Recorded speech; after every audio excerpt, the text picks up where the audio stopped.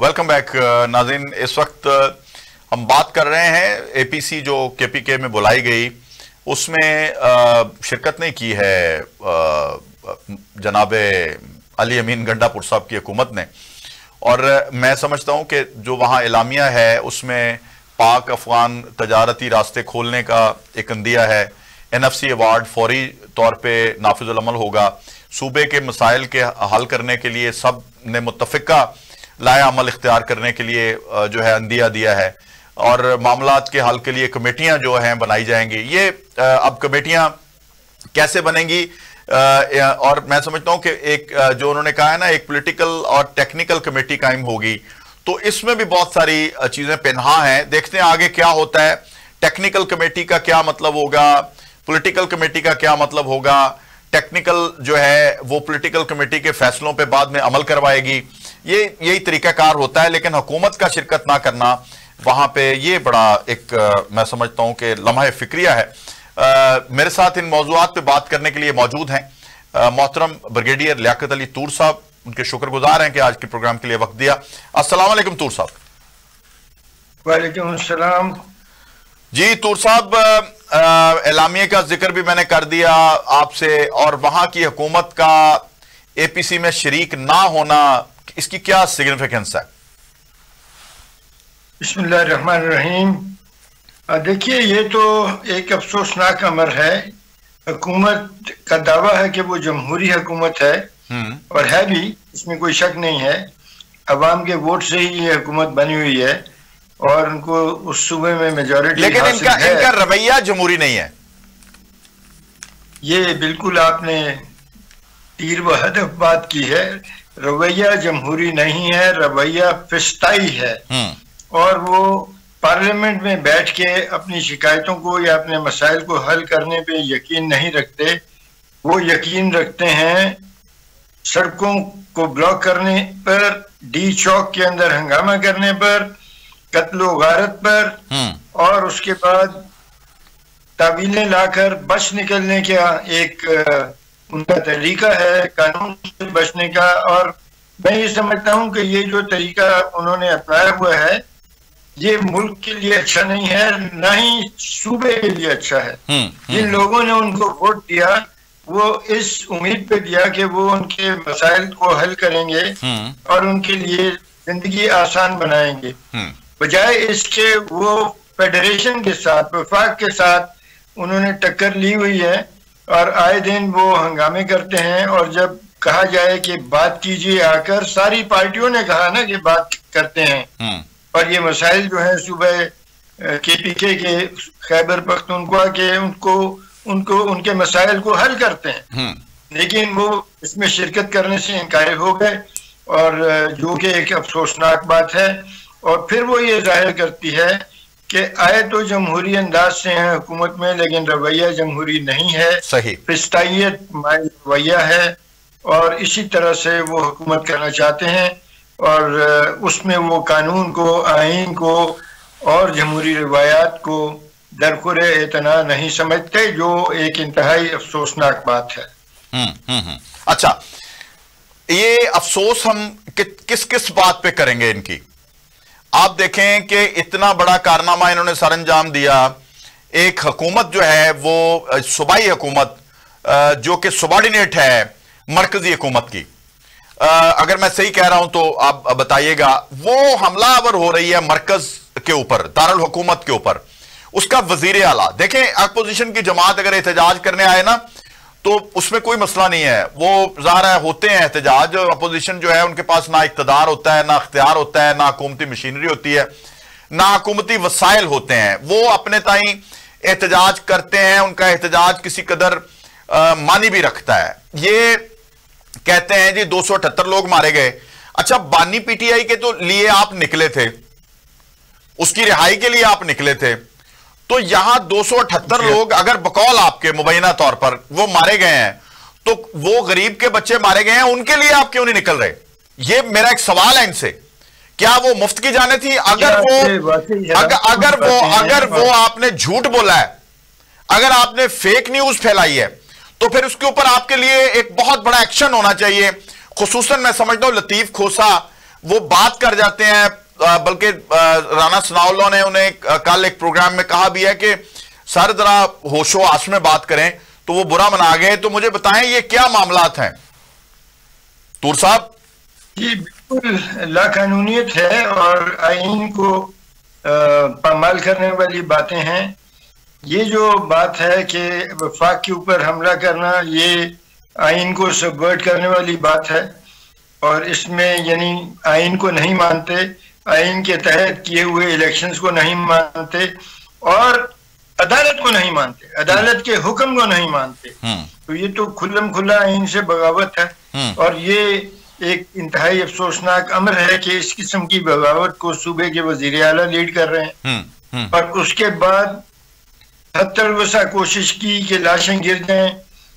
मैं समझता हूँ कि एक लिहाज से ये कानून नाफिज करने वाले इदारों ने जो पसपाई इख्तियार की उसमें हिकमत थी कि लाशें नहीं दी इनको सियासत करने के लिए, लेकिन इन्होंने फर्जी लाशें बना ली और उनके बारे में बयान दागने शुरू किए।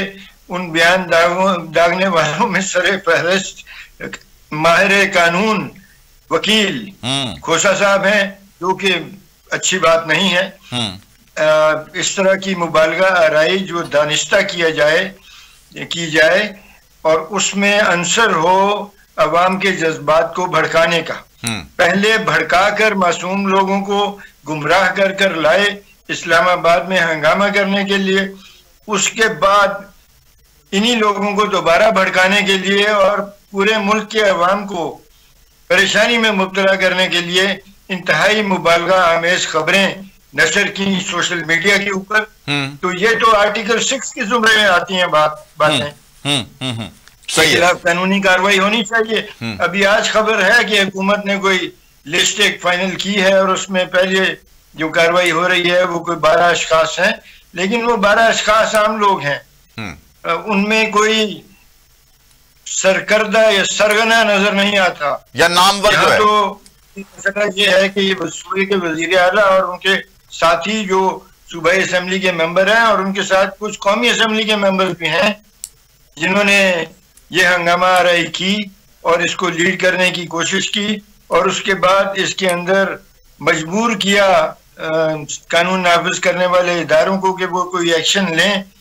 और जो एक्शन लिया गया उसके ऊपर फिर एक इंतहाई मुबालगा आमेज खबरें नशर करनी शुरू कर दी, जो कि दुश्मन की मदद करने वाली बातें हैं, पाकिस्तान को डिस्टेबलाइज करने की कोशिश है और ये एक खतरनाक कोशिश है। ये आर्टिकल 6 के जुमरे में आती है। अच्छा, और ये हमेशा ही हम इस तरह की गुफ्तगू करते हैं और पाकिस्तान में लाकानूनियत जो ये फैलाई हुई है, इन्होंने 2014 से ये सिलसिला जारी सारी है। आदत पड़ गई है इनको, जैसे वो एक शेर है ना कि उंगलियों को तराश दूं फिर भी आदतन उसका नाम लिखेंगी। तो ये सोए पड़े भी एहतजाज की बात इनके ज़हन में होती है, हमलावर होने की, कफन पोश जुलूस की और जनाजे पढ़ने की। ये हमेशा आप इनकी यही जुबान सुनेंगे। तो मुझे बताएं कि क्या इनका नजरिया यही है? क्योंकि जो क़याम अमन के लिए APC KPK में गवर्नर ने बुलाई थी गवर्नर हाउस में, तो उसमें हुकूमत का शिरकत ना करना, इनका क्या आपको लगता है आगे इरादे क्या हैं? जी बिल्कुल, ये मुल्क के खैर खा नजर नहीं आते इन हरकतों से। ये तो साफ नजर आता है कि ये तकरीबकारी के ऊपर चलना चाहते हैं और तकरीबकारी को किसी कीमत पे छोड़ेंगे नहीं। ये कानून को अपने मुती बनाना चाहते हैं। सबसे खतरनाक बात यह है कि पाकिस्तान के आइन और कानून को अपना मुती बनाना चाहते हैं। इनको इंसाफ अदालतों से मंजूर नहीं है। सही, इनको इंसाफ सड़कों पे है, जो मजबूर करके हुकूमत को ये हासिल कर सकें। और ये कोशिश बगावत के जुमरे में आती है। ये नहीं होना चाहिए। कानून की सुप्रीमेसी होनी चाहिए। सही। और हम सिविल सुप्रीमेसी की बात करते हैं, पार्लियामेंट की सुप्रीमेसी की बात करते हैं, और जब हमें इक्तदार मिल जाए तो हम इन चीजों पे अमल नहीं करते। ठीक है, ये तो बिल्कुल ही एक मजे का खेल नहीं। अब इनके बेसिकली देखे ना, मैं आपको बता देता हूं, एस्टेब्लिशमेंट को मिलान करना, फिर हुकूमत के बारे में तज़हीक अमेज रवैया के जी इनके पास तो अख्तियार ही नहीं है, एस्टेब्लिशमेंट के पास अख्तियार है।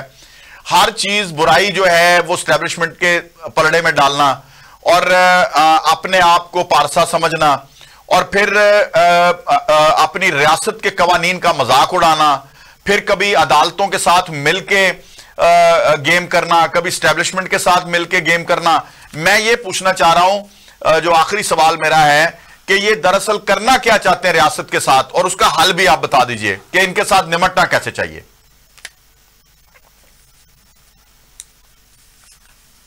जी तूर साहब। जी, ये तो साफ जाहिर है कि ये तखरीबकारी करना चाहते हैं और एक मफरूजा है कि हम तमाम मुल्क में जीत गए थे इलेक्शंस, पूरी अपनी जो उनको फॉलो करने वाले लोग हैं उनको गुमराह किया हुआ है। ये इसरार है कि हमारा मैंडेट चुराया गया, जबकि इलेक्शन कमीशन ये नहीं कहता, जबकि तमाम अदालतें जो हैं उन्होंने अभी तक ये नहीं कहा कि मैंडेट चुराया है किसी ने। तो ये इसरार के मैंडेट चुराया है, इसलिए हम इस हुकूमत को नहीं मानते और हम जमहूरियत को नहीं मानते। हमें सिर्फ वही जमहूरियत कबूल है जिसमें हम जीत जाएं, हमें वही इलेक्शंस शफाफ नजर आते हैं जिसमें हमारी जीत हो जाए। ये एक तो ये जुर्म है मुल्क के निजाम के खिलाफ।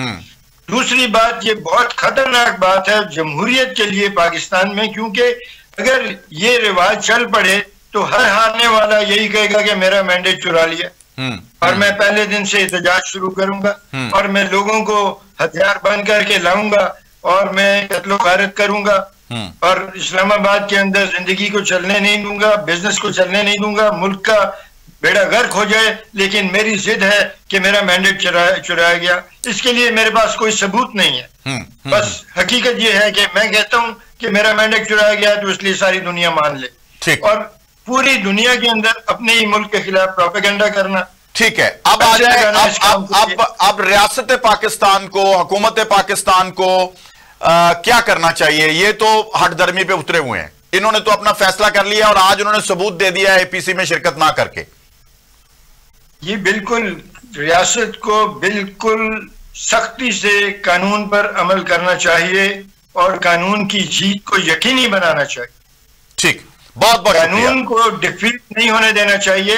मैं जानता हूं कि अमेरिका जैसे मुल्क के अंदर जो लॉ एनफोर्समेंट का बुनियादी असूल है कि झगड़े में पुलिस को शिकस्त नहीं होने दी जाएगी।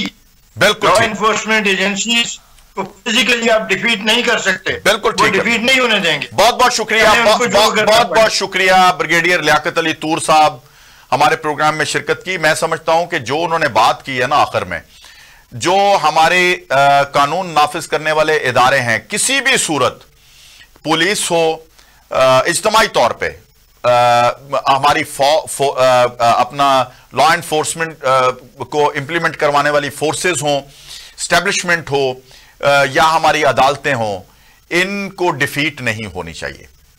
अगर इनको डिफीट होती है तो फिर जंगल का कानून होगा। खुदारा इस बात को समझें और मुल्क के मफाद के लिए काम करें, तखरीबकारी के लिए काम ना करें। आज तक के प्रोग्राम के लिए मुझे और मेरी टीम को इजाजत दीजिए। आपसे आइंदा प्रोग्राम में मुलाकात होगी। अल्लाह हाफिज। पाकिस्तान जिंदाबाद।